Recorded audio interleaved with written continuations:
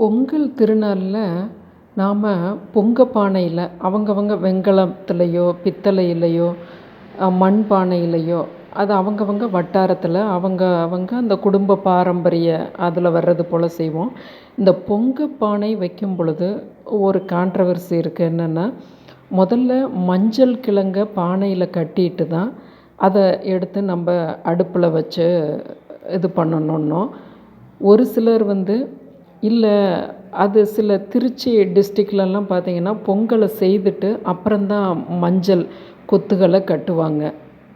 இதில் ஒரு சாரார் மங்களகரமாக அந்த மஞ்சளை கட்டி அடுப்பில் ஏற்றணும் அப்படிங்கிறது ஒரு சாராருது அந்த வழக்கம்.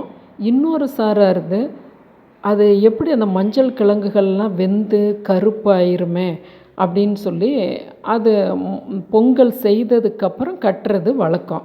2 வழக்கம் இருக்குது. 2ல் எது சரி அப்படின்னா 2மே சரி தான். உங்களோட மனசுக்கு எது தோணுதோ அது போல் வைக்கலாம்.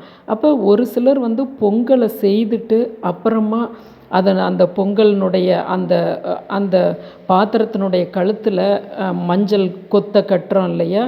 அப்போ அதுக்கு முன்னாடி நீங்கள் வெறும் பானையை எடுத்து அடுப்பில் வைக்காமல் அதில் நல்லா மஞ்சளையும் தடவி குங்குமத்தையும் வச்சு அழகாக நீங்கள் ஏற்றலாம். ஏன்னா மஞ்சள் அப்படிங்கிறது குருவினுடைய ஆதிக்கத்தின் கீழ் வருது.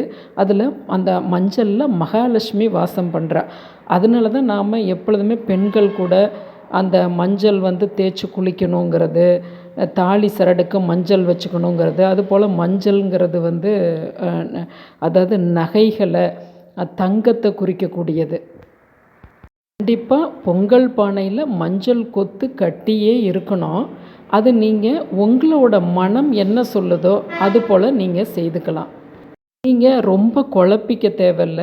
இப்போ வீட்டில் விளக்கேற்றினா கூட ஒரு சிலர் அதை விளக்கு 10 நிமிடம் அரை மணி நேரம் எரிஞ்ச உடனே அதை குளிர வைக்கிறாங்க. ஒரு சிலர் தானாகவே அதை அடங்கணுன்னு ரொம்ப சொற்பமாக எண்ணெயோ நெய்யோ ஊற்றி வைக்கிறாங்க. 2மே அவங்கவங்க மனதை பொறுத்தது தான். அதுபோல் தான் இந்த மஞ்சள் கிழங்கு பானைக்கு கட்டும் முறையும். நீங்கள் பானையில் மஞ்சள் கிழங்கு கட்டிட்டும் நீங்கள் அடுப்பில் ஏற்றலாம். இல்லை பொங்கல் பானை ஃபுல்லாக நிறைவடைஞ்சதுக்கப்புறம் நீங்கள் கட்டி அந்த சாமிக்கு முன்னாடியோ சூரியனுக்கு முன்னாடியோ வச்சு கண்டிப்பாக வழிபடலாம். கமெண்ட் பாக்ஸில் ஒருத்தங்க கேட்டிருந்தாங்க. சரி, அது நம்ம எல்லாத்துக்குமே இது உபயோகமாக இருக்குமேனு பதிவாக கொடுத்துருக்கேன். அழகாக குக்கரில் கூட செய்துட்டு அதில் கூட மஞ்சள் கொத்துகளை கட்டுறாங்க. இப்போத்தைய ட்ரெண்டு குழந்தைகள் ரொம்ப அருமையாக இருக்குது. ஆனால் எதில் நீங்கள் பொங்கல் செய்தாலும் அன்னைக்கே நீங்கள் அந்த பொங்கல் பானையை துடைச்சி காலி பண்ணக்கூடாது.